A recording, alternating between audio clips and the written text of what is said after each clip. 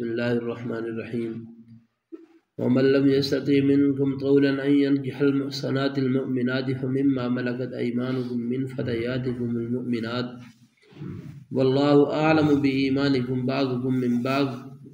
فانكحوهن بإذن أهلهن وآتوهن أجورهن بالمعروف محصنات غير مسافحات ولا متخذات أخدان صدق الله العلي العظيم۔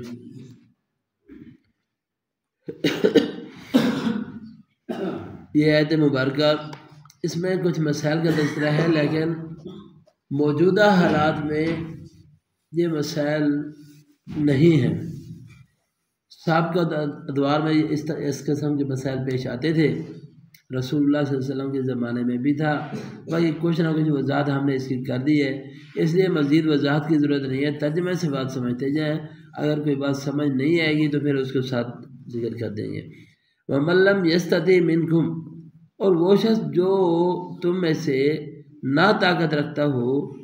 طولاً اس بات کی أَن يَنكِحَ الْمُحْصَنَاتِ الْمُؤْمِنَاتِ، یہ کہ وہ آزاد مومنہ عورت سے نکاح کرے، تو فَمِمَّا مَلَكَتْ أَيْمَانُكُم مِّن فَتَيَاتِكُمُ الْمُؤْمِنَاتِ، تو پھر ان عورتوں سے نکاح کرو جن کے تمہارے دائیں ہاتھ مالک ہیں، من فتیاتکم المؤمنات یعنی مومن باندیوں میں سے۔ ٹھیک ہے، سب سے پہلے تو آزاد عورتوں سے نکاح کرتے تھے، اگر آزاد سے نہیں کر سکتے، اتنی طاقت نہیں ہوتی، پیسہ نہیں ہوتا، خرچہ نہیں ہے، تو پھر مومن باندیوں سے نکاح کیا جاتا تھا۔ تو یاد رکھیے اس میں بھی ایک چیز سمجھنے کی ہے، وہ بات یہ ہے کہ نکاح انسان،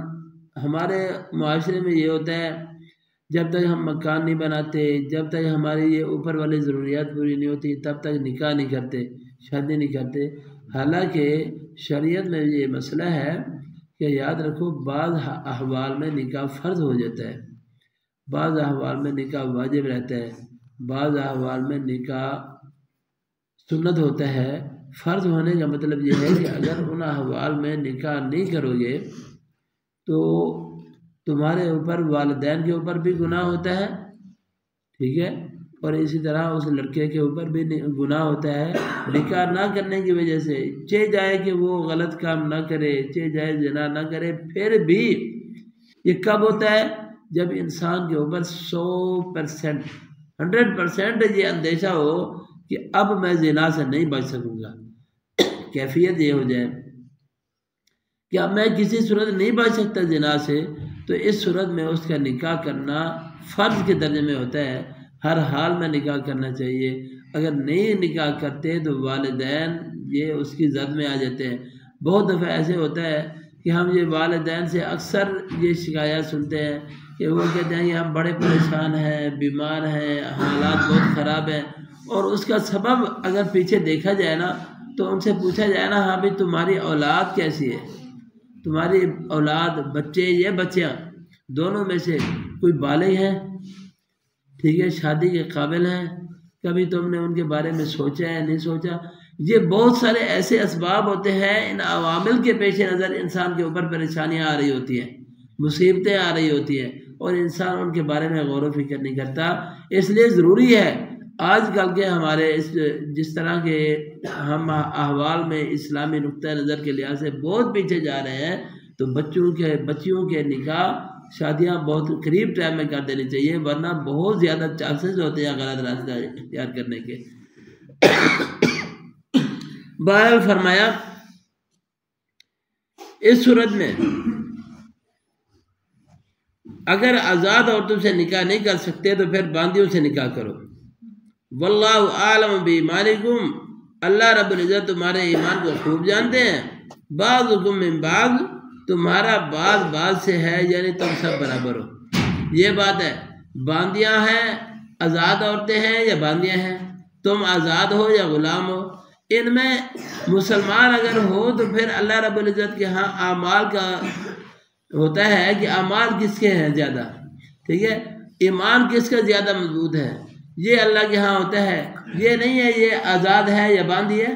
اس میں تم سب برابر ہو، سارے تم انسان ہو، اللہ تمہیں خوب جانتے ہیں۔ پھر یہ نہیں ہے کہ تم اپنے اندر یہ کہو کہ یار میری آزاد عورت سے شادی نہیں ہوگی تو معاشرے کے لوگ کیا کہیں گے، یعنی معیوب کچھ سمجھا جاتا ہوگا، تو اس لیے فرمایا ایسی بات نہیں ہے، تم سب برابر ہو، اگر آزاد سے نکاح نہیں کر سکتے تو پھر مومنہ باندی سے نکاح کر لو۔ فَانْكِحُوهُنَّ بِإِذْنِ أَهْلِهِنَّ، پھر تم ان سے نکاح کرو بِإِذْنِ أَهْلِهِنَّ، ان کی اجازت سے، جو مالک ہیں، مالکوں کی اجازت سے ان کے ساتھ نکاح کر لو۔ فَآتُوهُنَّ أُجُورَهُنَّ، تم انہیں دے دیا کرو ان کا مہر بالمعروف، معروف طریقے سے، محصنات غیر مصافحات، یہ بھی ساتھ فرما دیا جس طرح آزاد عورتوں کے بارے میں فرمایا کہ ان سے نکاح کرو، کس غرض سے؟ کہ اپنے نکاح میں رکھنے کی غرض سے، نہ کہ عیاشی کی غرض سے۔ تو باندیوں کے بارے میں بھی یہی حکم فرمایا کہ یہ بھی اللہ کی بندیاں ہوتی ہیں، یہ بھی ایسی نہیں ہے کہ یہ لونڈیاں ہیں جس طرح مرضی چلاؤ، نہیں، فرمایا ان کو بھی اگر اپنے نکاح میں لانا چاہتے ہو تو شرط وہی ہے کہ تم اپنے نکاح میں رکھنے کی غرض سے ان سے نکاح کرو، عیاشی کی غرض سے نکاح نہ کرو۔ محصنات غیر مصافحات ولا متخذات اخدان فإذا أحسن، ہاں ولا متخذات اخدان، اور انہوں نے کوئی دوستی وغیرہ باہر نہ لگے ہوئی بھائی، اس صورت میں ہے فإذا أحسن فإن أتين بفاحشة، پھر اگر وہ قید نکاح میں آ جائیں اور پھر اس کے بعد وہ باہر دوستی بنائی ہوئی ہے اور وہ فحش کام کر لیں، تو اس صورت میں وہ لیں فحش کام کو، تو فعليهن نصف ما على المحصنات من العذاب، قرآن ان کے عذاب بیان کر رہا ہے، تکلیف بیان کر رہا ہے کہ جو ان آزاد عورتوں کے بارے میں سزا متعین کی گئی ہے اس کا آدھا ہی نہ دیا جائے گا۔ آزاد عورتوں کے مقابلے میں باندیوں کو جو سزا ملے گی وہ آدھی سزا ملے گی، مکمل سزا نہیں ملے گی۔ فَإِذَا نِصْفُ مَا عَلَى الْمُحْصَنَاتِ مِنَ الْعَذَابِ ذَلِكَ لِمَنْ خَشِيَ الْعَنَتَ مِنْكُمْ وَأَنْ تَصْبِرُوا خَيْرٌ لَكُمْ، یہ اس وجہ، یہ تب ہے کہ جو شخص خوف کرے اپنے اوپر، کیا ہے اپنے اوپر خوف کرتا ہے مشقت کا، تو اس صورت میں یہ چیز ہے وَأَن تَصْبِرُوا خَيْرٌ لَكُمْ، اور یہ کہ تم صبر کرو یہ تمہارے لیے بہتر ہے۔ واللہ غفور الرحیم، اللہ تعالیٰ بخشنے والے، رحم کرنے والے ہیں۔ یرید اللہ لیبین لکم ویہدیکم، یہاں سے انشاءاللہ کل پڑھیں گے۔ سبحانک اللہم